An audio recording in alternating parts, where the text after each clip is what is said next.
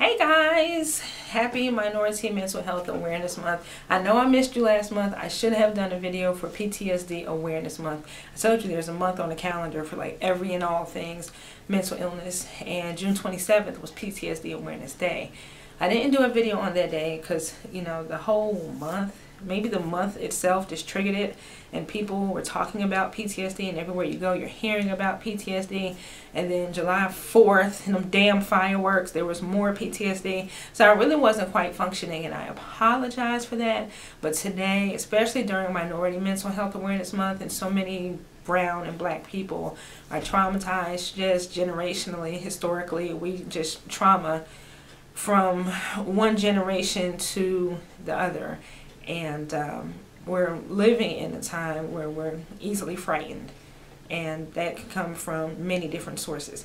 This is not what they used to call combat fatigue. Let me tell you this: you can be traumatized and have never served in this godforsaken military. You don't have to have been in combat. You don't have to have, I don't know, a body flying over your head. You can. PTSD is that post-traumatic stress disorder, is that emotional response to a past event.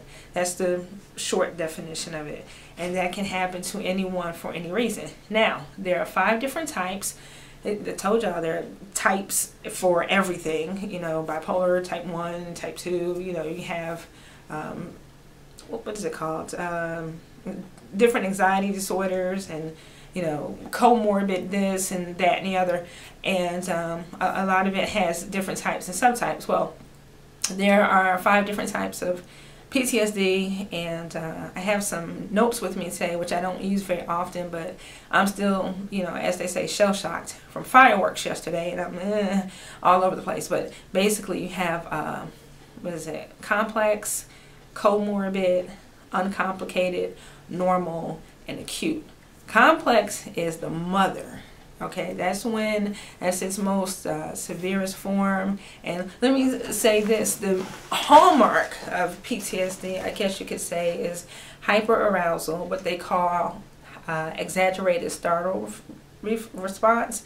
And that's not exaggerated as in you're overdoing it. That just means it happens frequently, and there is a lot of it, and you flinch very easily. You're startled very easily. So it's hyperarousal, that exaggerated startle response.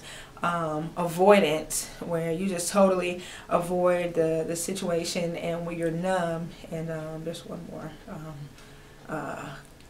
Re-experiencing symptoms.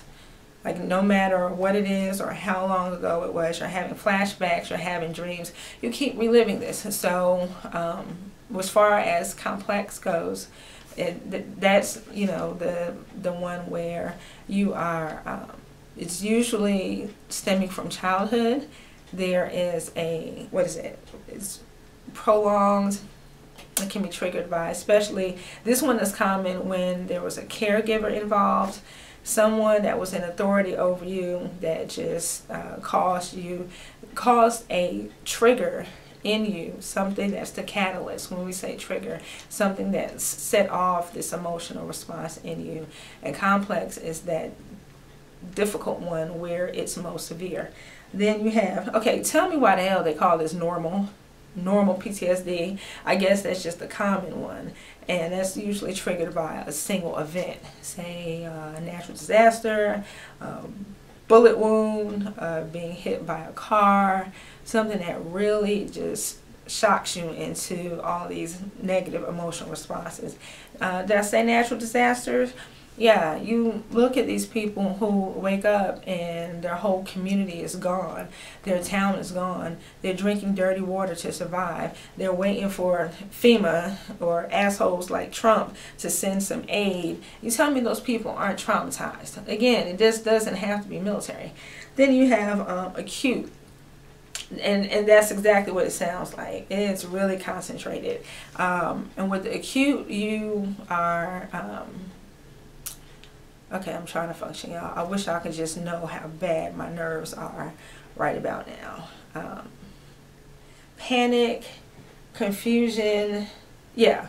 So with the acute, you know, there's a lot of panic, there's confusion, there's insomnia. Again, you have that numbness. What did we go over? Normal, complex, acute.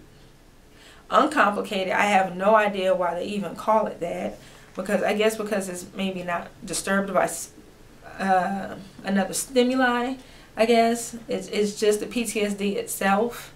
I don't know if that's a good way to explain it, but you have that uncomplicated PTSD, which is persistently experiencing that same symptom.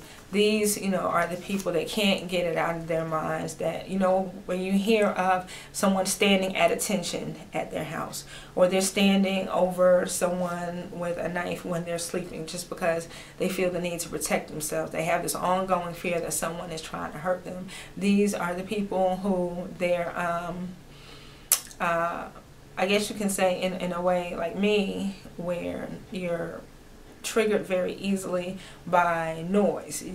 You're just constantly reliving that stuff. Let me tell you about the first date that never happened. I'll save that for another video where we're talking about dating and people with mental illness. But he told me one of the colognes he liked to wear is Curve. I don't like the smell of Curve. I was raped by a man who wore Curve. And I just, to this day, 20 some odd years later, I just can't stand the smell of that cologne. Maybe they changed the recipe, the formula, I don't know, but I can't stand the smell of Curve. Comorbid PTSD, co to dual, that's when you have PTSD with another illness, and that's really tough. Like, for example, I have PTSD and bipolar disorder. I have PTSD and borderline personality disorder. I have PTSD, and now my psychiatrist is saying binge eating disorder. It's unreal. So you have to get to know, understand what illnesses that you're actually diagnosed with, because so many of them share similar symptoms, and how that plays out in your everyday life and how you respond to things. And PTSD is that emotional response. Again, you have that avoidance, that re-experience symptoms, that hyper-arousal. And it's if my voice is cracking, I'm sorry, y'all. I am really effed up today. But I wanted to give y'all a video, and I wanted to make sure that I didn't disappear. I know I can go a month sometimes without making a video, but there are those 5 types of PTSD that I wanted to cover. The complex, the comorbid, the uncomplicated, the normal, the acute. And some of these terms are like a really bad misnomer, like normal. Whoever heard of normal PTSD? It's either you're shocked or you're not. I'm gonna stop that. I don't even like to use the term shell shocked, but that's pretty much all I had for today. It was a really short video just to help you understand, the complex is kind of like prolonged. The normal is the normal is the single event. The acute is the panic, confusion, and insomnia. Comorbid is when you have the dual diagnosis, and uncomplicated is persistent. Uncomplicated is persistently experienced symptoms. So just a little bit of information for you about post-traumatic stress disorder, and there are a lot of different therapies out there. One thing that is used is exposure therapy. You probably say, who wants to, re-expose, is that a word? Expose someone to a traumatic event.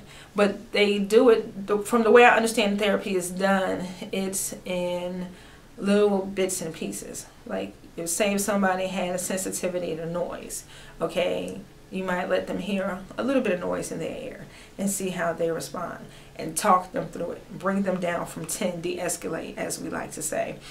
Then maybe they might go to a fair or something during the early morning hours, before the dings and the noises and people screaming on the rides. Then they may go on a train, or at least near some train tracks, something like that. It's a progression, and then there is, I forgot what it's called. It's this really cool PTSD therapy, and you're in this. You ever been inside the MRI machine? It kind of looks like that, but it's round. And the person goes in, they sit down. Y'all leave me some comments and tell me what this thing is called. I totally forgot to put a picture of it on the screen, but you go into this this little machine, and it has these noises that you hear that's really, really faint. But then at the same time, you're looking at this beautiful imagery, so you can see that not all noises are bad. It is so cool, you know. And I've never done anything like that. I don't know who and what insurance will pay for it, but PTSD is not something that anybody would want to have, because you flinch easily. You've heard me say this in several videos. I will be 40 in a couple months. I still sleep with the lights on. It's just, I don't like being in the dark. I do flinch. I'm trying, y'all. I do flinch easily, and I don't get nightmares, but I do re-experience some symptoms. And it wasn't just the assault. I've been traumatized in other ways that has a really negative effect on me to this day. I am still in therapy every 3 weeks. I'm going to scale that back to 2, because now I'm volunteering in a place where there's children and there's a lot of noise, and you probably figure out, why the hell would I do that to myself? I love kids, and so I need to, never having any, but I needed to be in an environment where, you know, I can get used to, for once, having stimuli around me. I guess this is my own exposure therapy, without having an anxiety attack. I do get panic attacks sometimes. Sometimes I daydream. Yeah, there was a first date that never happened this weekend, and that was because I scared dude away, because I had not really panic attacks, but there was a lot of fear, worry, anxiety, and paranoia about how he could possibly treat me based on what I've experienced. And I guess he interpreted that as like clingy or something, and so he bailed.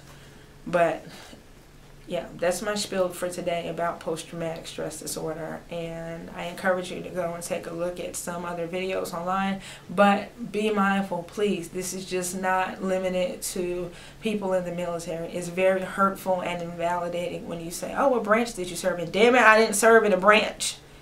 I suffered some other things that has me traumatized. Okay? So wellness wishes. Have a good day. Love y'all.